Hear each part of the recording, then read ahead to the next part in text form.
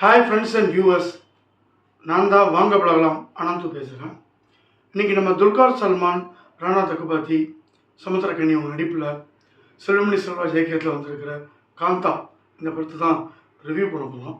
இந்த படத்தில் ஒன்று என்னென்னு பார்த்தீங்கன்னா, மிகப்பெரிய இயக்குனர் பட் தன்னோட கரியரோட எண்டில் இருக்கார். அதேமாதிரி அவரால் கண்டுபிடிக்கப்பட்டு வளர்க்கப்பட்ட ஒரு ஆள், மிகப்பெரிய சூப்பர் ஸ்டார் ஆக்டர். 2 பேருக்கும் பெரிய ஈகோ பிரச்சனை இருக்குது.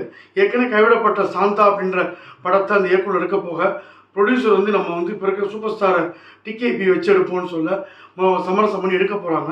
இந்த 2 பேர் ஈகோ இந்த ஷூட்டிங்குள்ளே எப்படி அதை படத்தை அடுத்த லெவலுக்கு எடுத்துகிட்டு போகுது. இதுக்கு நடுவில் பாக்கியஸ்ரீ, அதாவது ஒரு ஹீரோயின், இப்போ இருக்கிற அந்த இயக்குனரால் கண்டுபிடிக்கப்பட்டு முதல் படத்தை அறிமுகமாகறாங்க.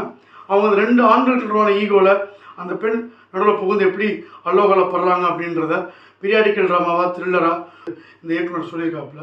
எம்கே தியாகராஜ பாகவதர் டிகேபின்னு மாற்றினது இதெல்லாம் வச்சு பார்க்கும்போது லட்சுமிநாதன் கொலை வழக்கோ அப்படின்ற எதிர்பார்ப்பை கிரியேட் பண்ணி படத்துக்குள்ளே கொண்டு போனது.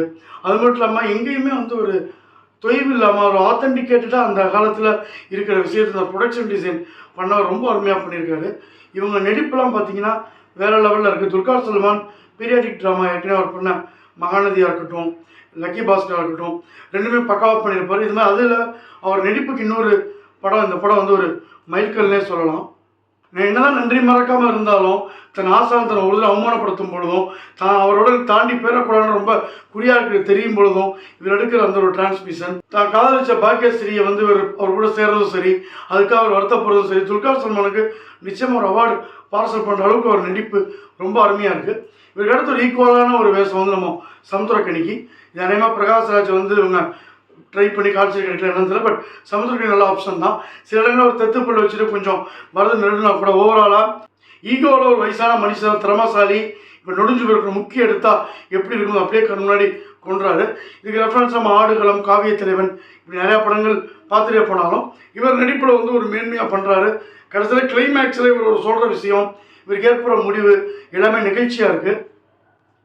இந்த படத்தில் துல்கார் சல்மான், சமுத்திரக்கனி இவங்க நடிப்புக்கு ஈக்குவலாக அதே சமயம் ரொம்ப இம்பார்ட்டன்ட் ரோல் பண்ணியிருக்காங்க பாக்கியஸ்ரீ. இவங்க தான் ஹீரோயினாக 2 பேருக்கு நடுவில் ஒரு பாலமாக இருக்க முயற்சி பண்ணுறாங்க. பட் அது நடக்கலை. அவங்க நடிப்பு அப்படியே சரோஜ தேவி மாதிரி அந்த காலத்தில் இருக்கிற எல்லாத்தையும் அவங்க தன்னோட முகபாவங்களில் காமிக்கிறாங்க. எங்கேயுமே படம் தெலுங்கு தமிழ் ஒன்றா எடுத்தாலும் தமிழ் டப்பிங்கிற மாதிரிலாம் எல்லாமே ரொம்ப நேர்த்தியாக எடுத்துருக்காங்க. படத்தில் மியூசிக் சூப்பராக இருக்குது. இந்த டென்ஷனான மூமெண்ட்ஸாக அவங்க போடுற பேக்ரவுண்ட் ஸ்கோர் அருமையாக இருக்குது.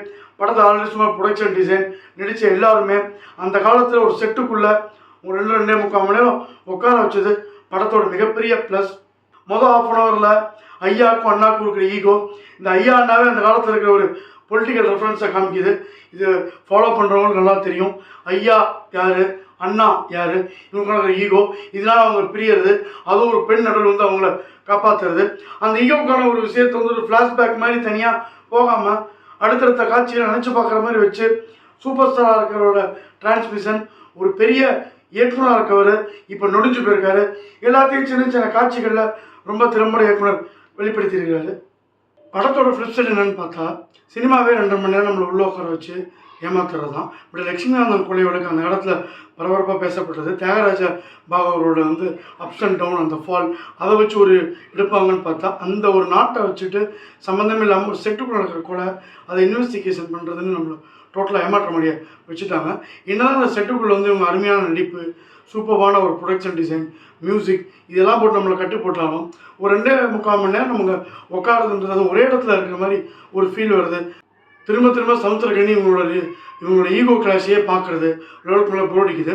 அதுவும் நம்ம ராணா தகுபாத்தி பண்ணுற இன்வெஸ்டிகேஷன்லாம் கொஞ்சம் கிரிட்டிஷாக இருக்குது. யாரான ஒரு அசால்ட்டாக டீல் பண்ணுறாரு.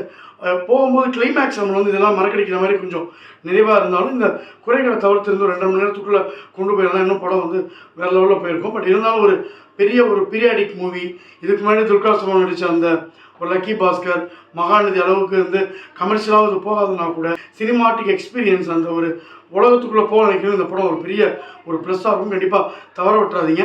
வழக்கமான ஒரு மசாலா, ஒரு நார்மல் மூவி, ஒரு த்ரில்லர் நினச்சி போகிறவங்களுக்கு இந்த படம் பெருசாக கவர மாதிரி இல்லை. வாங்க படம் பஞ்ச் லைன், காந்தா கலைநயம் 2.75 ஸ்டார் ரேட்டிங். இந்த ரிவ்யூ பிடிச்சிருந்தா லைக் பண்ணுங்கள், ஷேர் பண்ணுங்கள். வாங்க படம் சேனல் பிடிச்சிருந்தா மறக்காமல் சப்ஸ்கிரைப் பண்ணுங்கள். நன்றி, வணக்கம், பாய்.